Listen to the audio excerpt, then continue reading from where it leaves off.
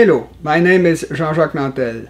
This video is the first of a series of videos which will explain what makes a country, a continent, or civilization powerful. When we read a book about geopolitics or when we watch a video on geopolitics, we often have the impression that something is missing and that the author should have begun by telling us what were the laws of geopolitics. This is precisely what this video will do. If you speak French and you would like to know more about it, you should read my book entitled Vivre dans un univers qui s'éteint, which is available on Amazon.ca. Unfortunately, that book has not yet been translated in English. Anyway, let's start this video by saying that in this universe, you cannot consume energy without losing part of it. There is always a loss. This is the inevitable consequence of the second principle of thermodynamics. Every time you move and every time you do something, there is a loss. It's even true when you do nothing at all. We saw it when Howard Carter discovered the tomb of Tutankhamun, where all the objects he found were a little deteriorated, despite the fact that nobody had touched them for thousands of years.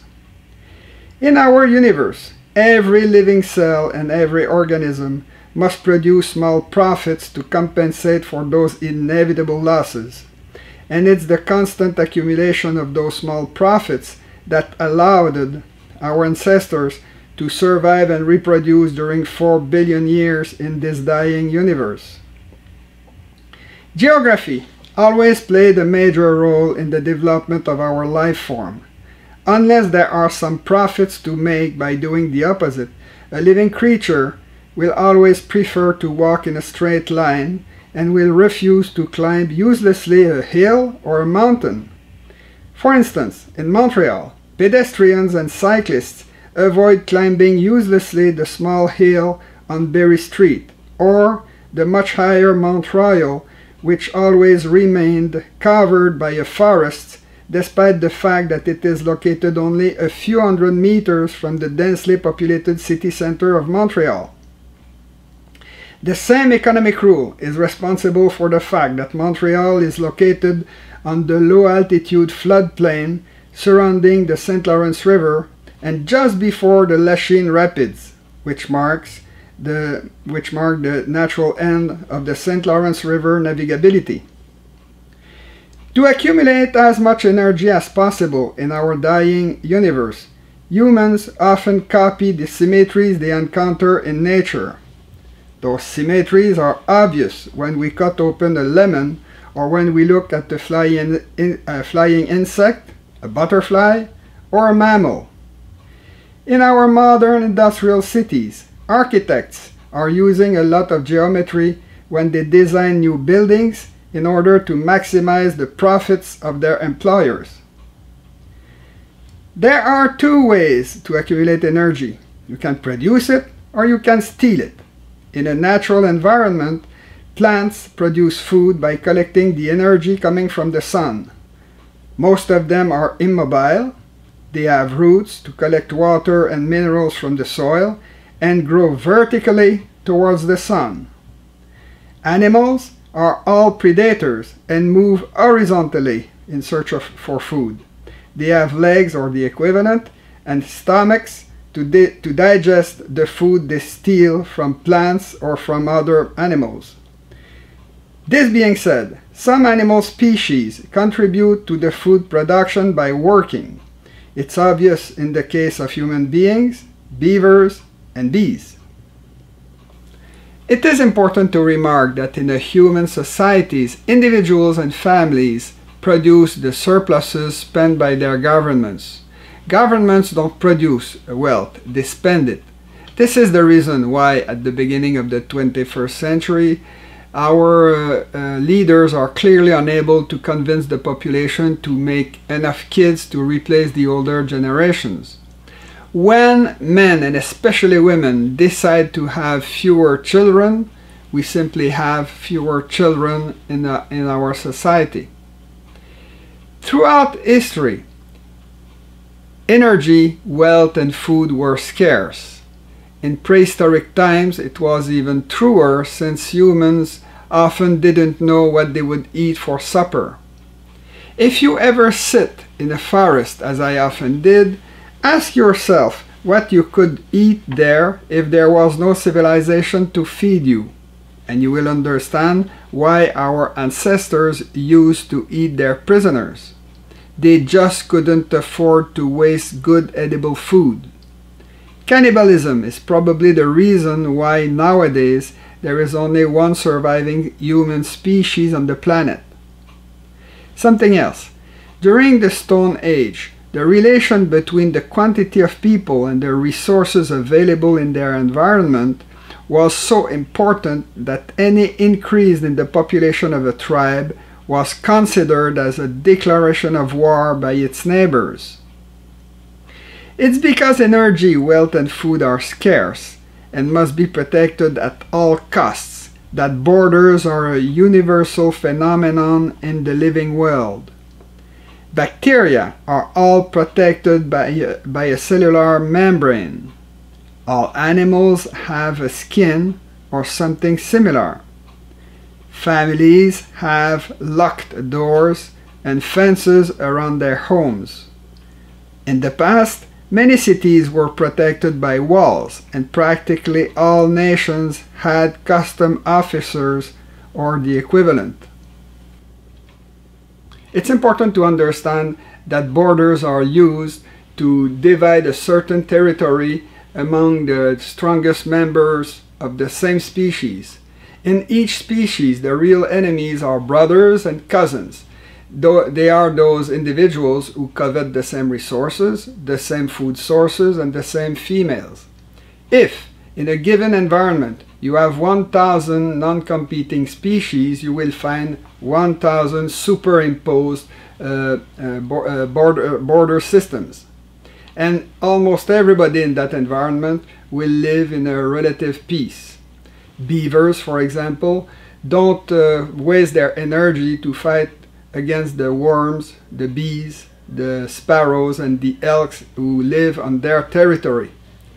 The same phenomenon can be observed in a human society where multiple non-competing professions can coexist peacefully. If such a peaceful coexistence has never been extended to include all mankind, it's because tribes, nations, and civilizations have always been isolated from the rest of mankind by strong natural border like mountains, desert, a tropical forest, or more simply, by large distances.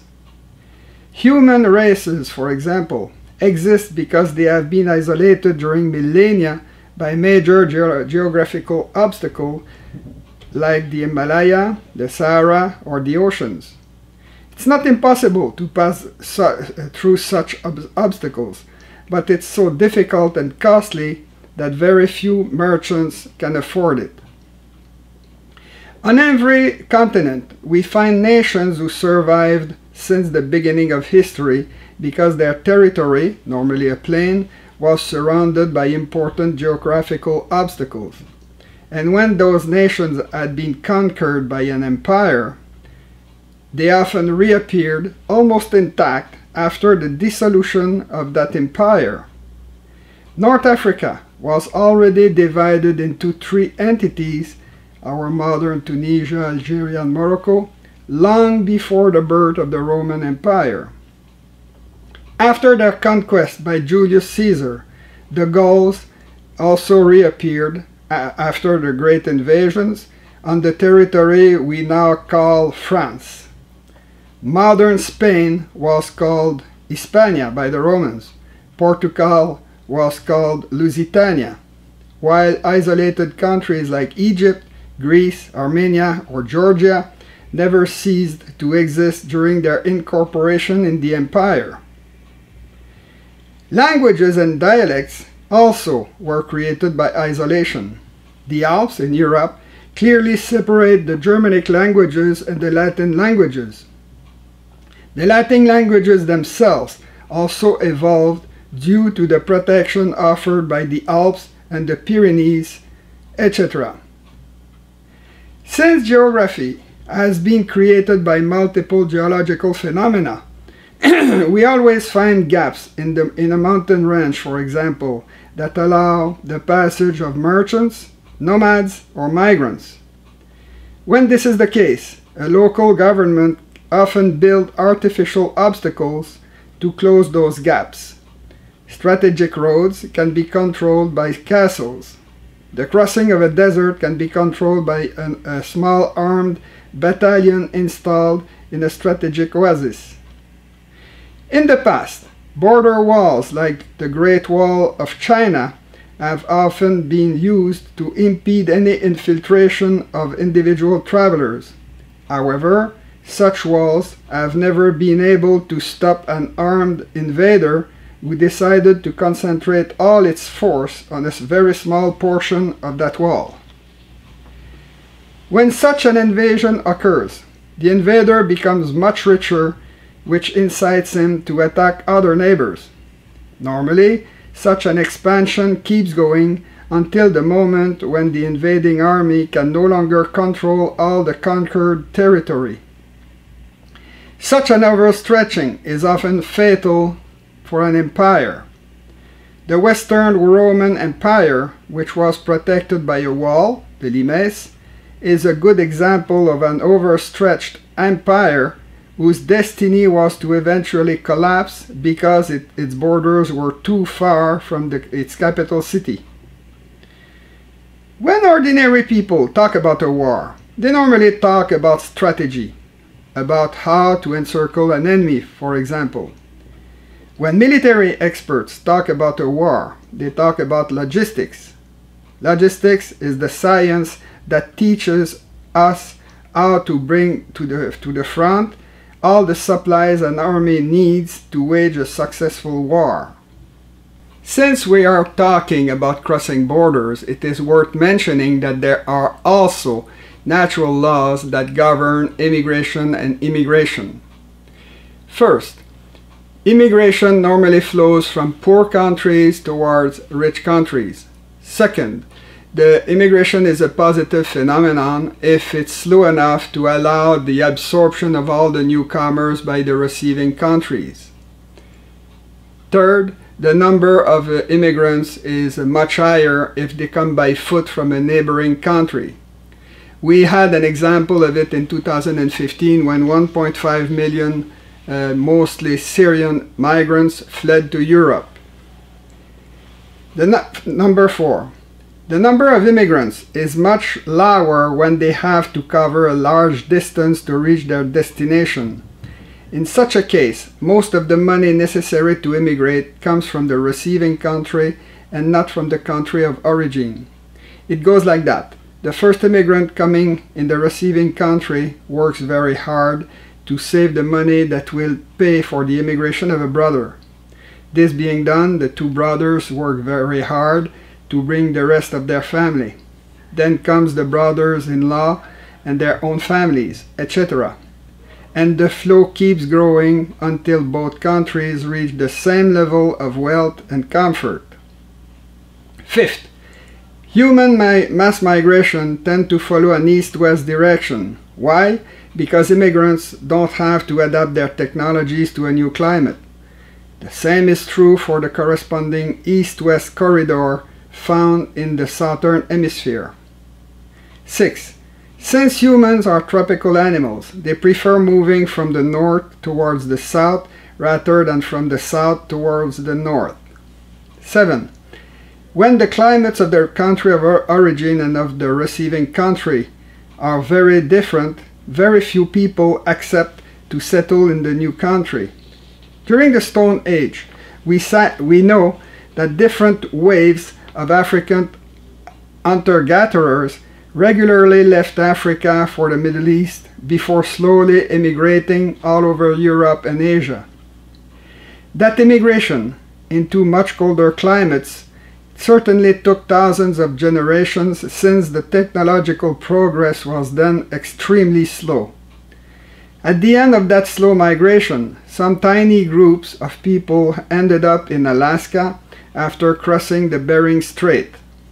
Those migrants whose technologies were probably similar to those developed by the ancestors of our modern Inuit, didn't know they had reached a new continent, but they soon discovered that there were very good hunting grounds in the south. From then onwards, the north-south invasion of the three Americas must have been pretty quick, since the newcomers, who were still tropical animals, only had to get rid of their technologies to adapt to their new continent. A much better documented example of the difficulties of immigrating in the south-north direction has been given by French-speaking Quebecers whose ancestors left the temperate climate of France to live in the cold climate of Quebec. It was so difficult to develop the technologies necessary to live in such a cold climate that only 2,600 Frenchmen settled along the St. Lawrence River during the 17th and the 18th centuries. Those few pioneers were to become the ancestors of 10 to 20 million North American descendants in the 21st century. 8. Historically, epidemics have had a major influence on migrations by killing in each generation an enormous proportion of the potential immigrants. Throughout history, the plague, the yellow fever, malaria, and dozens of other pandemics killed hundreds of millions of people. It's probably in the three Americas that pandemics have had the most lethal effect on the original population. In fact, it was the natives who, after 1492, brought those Eurasian diseases in remote regions like Alaska or Patagonia, sometimes centuries before the coming of the first European settler. Please note that in the 21st centuries, new pandemics could very well kill billions of people. 9. After the invention of agriculture, another important but little known migration occurred all over the planet. I'm talking about the age-old mass migration of mankind from the center of the continents towards the oceanic coasts. During the Stone Age, our ancestors were predators who hunted wild animals wherever they found them, in mountains, in tropical forests, or elsewhere.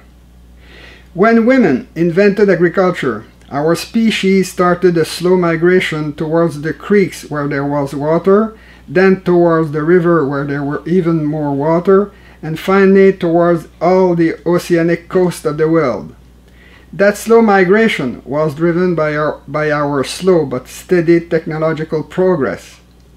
Nowadays, it's on the oceanic coast or on navigable rivers that we find the vast majority of our largest cities. Now, let's talk about the geopolitical phenomenon that has dominated history for the last 500 years. I want to talk about the natural opposition between the continental powers and the maritime powers. Logically, continental powers should have an enormous advantage over the maritime powers, since most human beings live, trade, and communicate on dry land.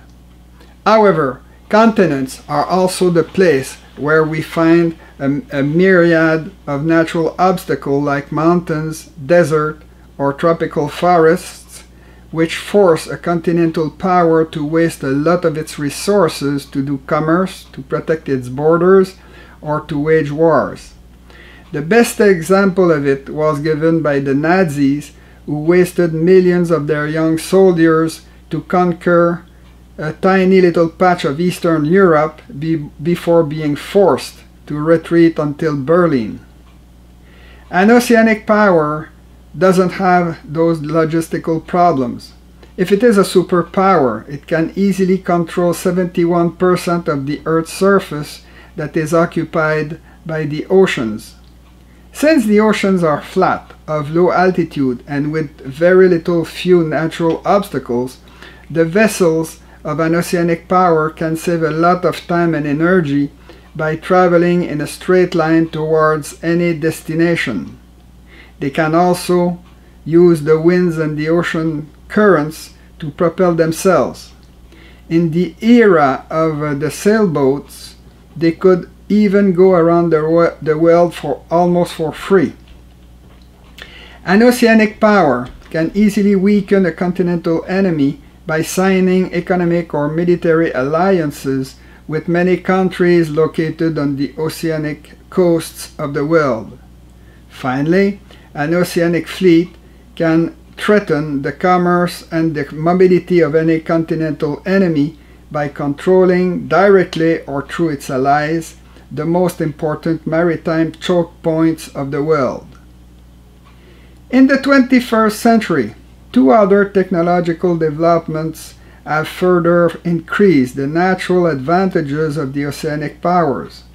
First, our modern submarines have become real killing machines which can hide for months, if necessary, among the mountains found on the bottom of the oceans. They are so dangerous for any boat moving on the flat surface of the oceans that, according to experts, there are only two types of vessels on our modern oceans: the submarines and their targets. The second technological development that favors a modern oceanic power is the existence of cheap space-based technologies that allow the observation of everything happening on the surface of the planet. If those new technologies favor the oceanic powers, it's because they don't have to spend an enormous part of their resources to protect their borders. In the future videos of this series, I will start explaining what makes the power of our modern continents and civilization. I will start with Europe before talking about the other continents. If you like this video, please give it a thumbs up, share it with your friends, and subscribe to my channel. See you next time.